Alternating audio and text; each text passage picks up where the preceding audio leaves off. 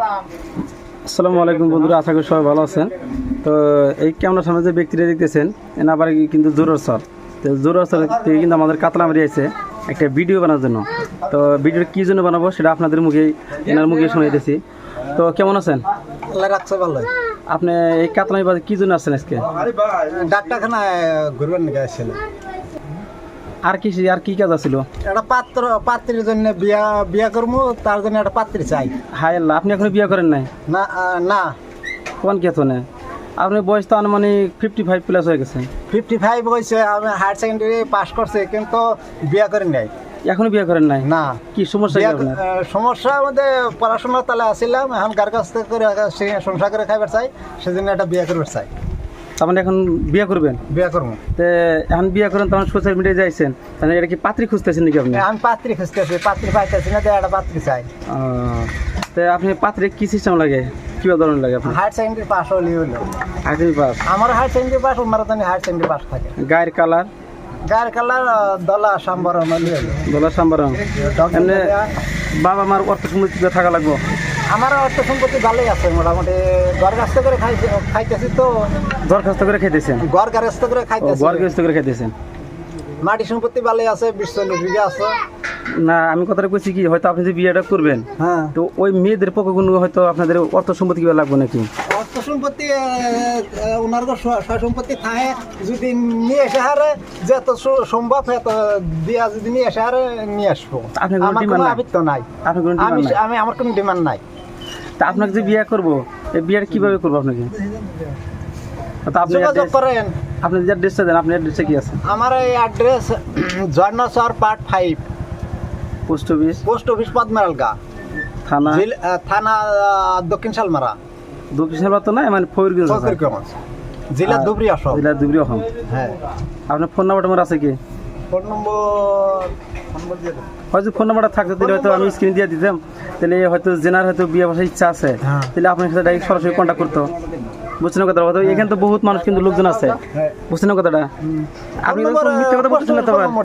Post অফিসে শুনুন, আপনি তো আর কোনো মিথ্যা কথা, 339 ওটা তো পোস্ট অফিস পিন নাম্বার হলো। ফোন নম্বর? আমি ফোন নম্বরের কথা বলছি আপনাকে। ফোন নম্বর তো মোবাইল বাদ করেছে। এই যে আপনি যে বলতেছেন যে হয়তো বিয়ে করবো, এটা কি হাসা? সত্য কথা বলতেছেন তো? এই ভিডিও দিয়ে কিন্তু অনেকজন কমেন্ট করবো।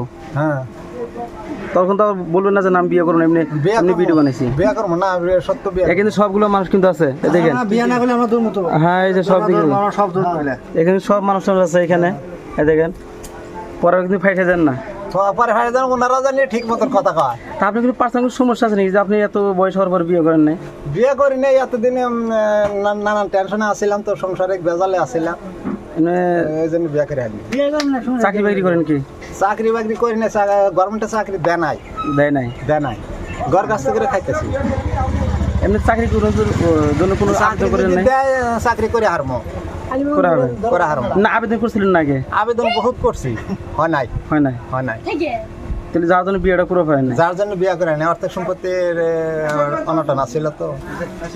আপনি যদি এই বয়সে বিয়ে করেন, আপনার বাবা মা মাইনে নিব? বাবা মা আছে কি? আছে, ভাই ব্রাদার আছে, বাবা মা আছে। ফ্যামিলি মেম্বার কয়জন আপনার বাড়িতে? 17 জন।